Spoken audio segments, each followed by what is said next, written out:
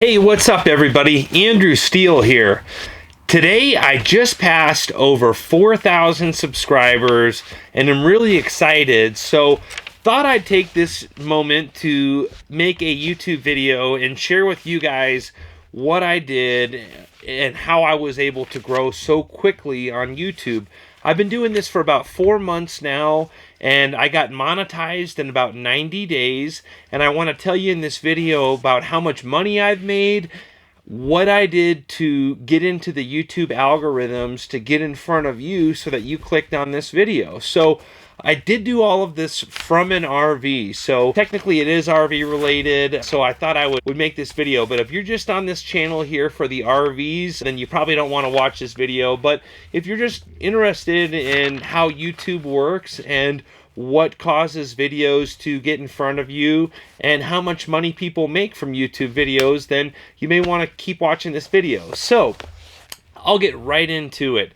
The first thing is thumbnails. It's the first impression, and it's very important that you make a good thumbnail. So I've tried to make cool thumbnails and catchy phrases and catchy titles that catch your attention. Now, it's very important that they're not clickbait, because you can get reported for doing clickbait. So the title has to match what the actual video is. If I titled a video Prevost Bus Tour and then gave you a tour of my Tiffin Phaeton, that would be clickbait, and I could get flagged for that, and I can get in trouble with YouTube for doing that. So if I'm going to make a catchy title, I have to make sure that I'm going to back it up. If you've noticed, a lot of the titles are kind of cheesy, but it's to get your attention. And unfortunately, some of the stuff, I wish I could just be straightforward with you. Like my top video, it's just under 90,000 views right now. It was a New Horizon fifth wheel, and I would have liked to title that video Tour of New Horizon's Fifth Wheel, but that wouldn't have gotten any clicks. I titled it $250,000 Fifth Wheel, and it got a ton of clicks. So thumbnails and making sure that your video backs up those thumbnails is really important. Now, a big thing about the 2019 YouTube algorithms, from what I have studied, is watch time and audience retention. So that's why my videos are all about 10 to 15 minutes, because the longer you stay on and watch these videos, the more it helps me and the more YouTube has a chance of recommending this video for other people. So audience retention, watch time, thumbnails, and then another big thing is just telling everybody I know. It's really uncomfortable when I only had like 40 subscribers and just had a few videos out there. It's kind of, it's kind of hard to try to hype something when people are like, how many subscribers you have, and I'm like, 72. They're not really impressed. But as my channel growed and I just continued to tell people about it and share it, people were more likely to subscribe and follow it as it gained a little bit of traction. So they say that on YouTube, the two hardest subscriber counts to get to are 100 subscribers and 1,000 subscribers. And they say your first 100 is the hardest to get to, and then it's the first 1,000 is the next hardest to get to.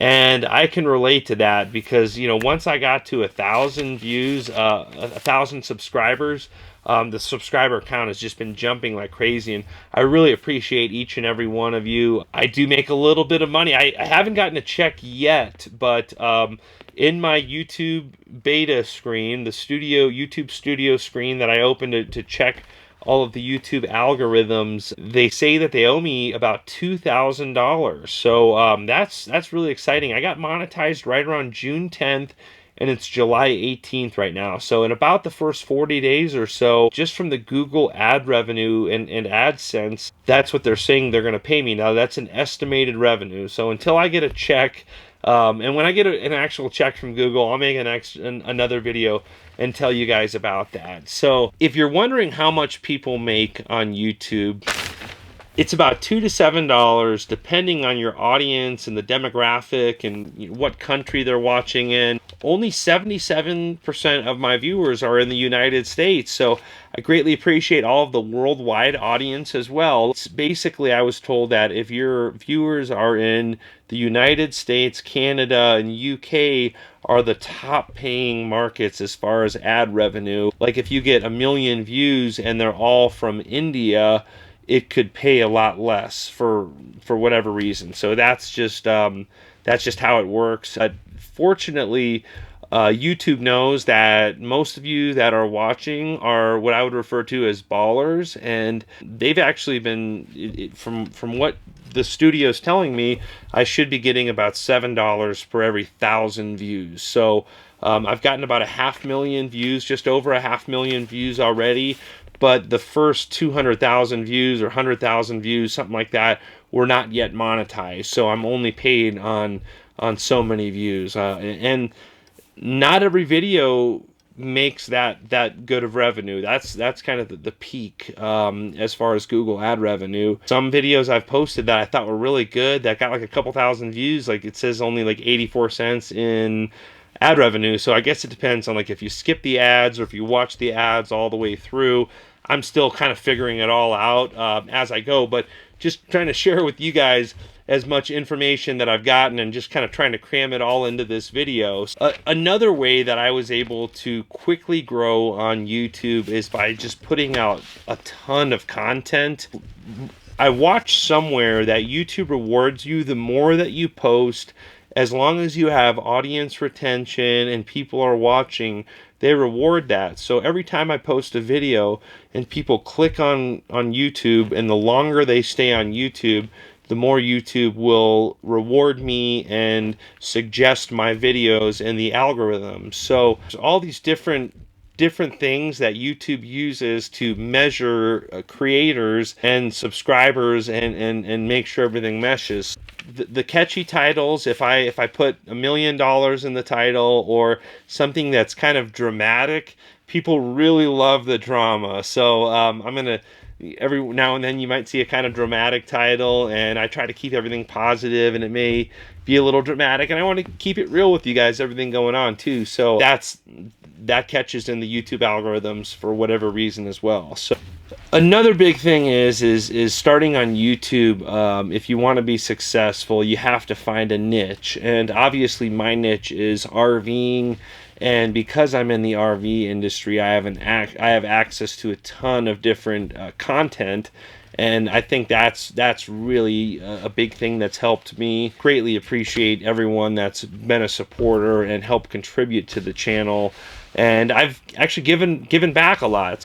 I've made $2,000, but I haven't talked about my expenses and my overhead. So I'm a few $1,000s just into my camera equipment, software, all that, just to be able to make these videos. And the amount of time that is taken from my normal business, it's cost me a lot of money in productivity. But it's something that I enjoy doing, and I'm passionate about it. So it's not even like work to me. It's just like a more complicated way of Instagram, or a more complex version of Instagram or Facebook. And I'm passionate about everything I share with you guys, and I just want to share as much good information with people as possible. That's kind of the whole goal of this channel. And some fun and cool stuff as well, and introduce you to some of the cool people I meet, show you some of the cool coaches I do, and that's the whole goal of this channel. So I'll tell you about a few of the YouTubers that were an inspiration to me.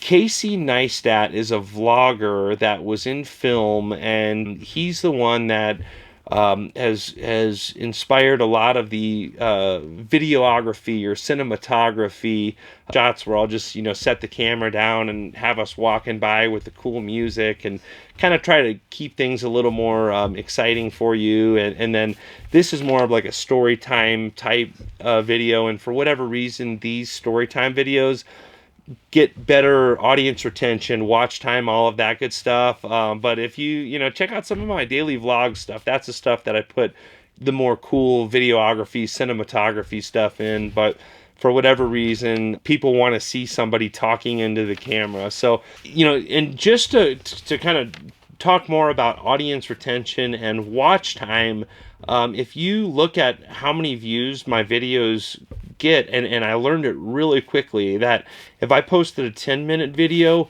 it would get a lot more views than a 2-minute video. And so I quickly learned that I've got to post almost all like 6 to 15-minute videos, just because they're going to have a much better chance of showing up in the YouTube algorithms and being suggested to you. Another really cool YouTuber that I actually met last summer at the Concorde Elegance at Pebble Beach at Quail, I was detailing a Bugatti, and Stradman walked up and was filming the car while we were detailing it, and I introduced myself to him, told him I love his channel, and he was a really cool guy. I saw him again a few times throughout that week and chopped it up with him a couple times, and he was just a really cool, down-to-earth guy, and he was kind of one of the inspirations for me to kind of start a channel as well.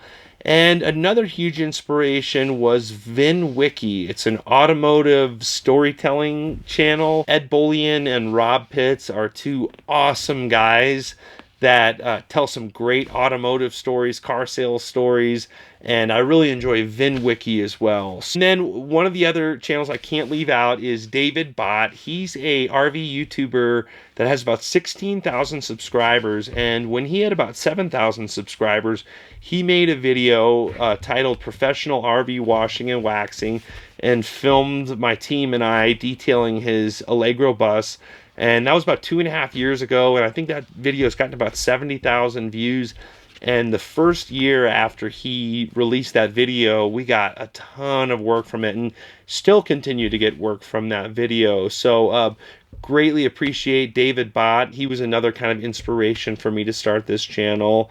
And you guys are. I just want to share all this cool information. I thought some other people would be interested in the day-to-day stuff that I see, and I'm just blown away and shocked that I'm up to 4,000 subscribers. And now that a little bit of revenue comes in, I'm not going to change my style at all. I'm going to keep it real 100%. I don't ever plan on stopping washing RVs. I love washing RVs.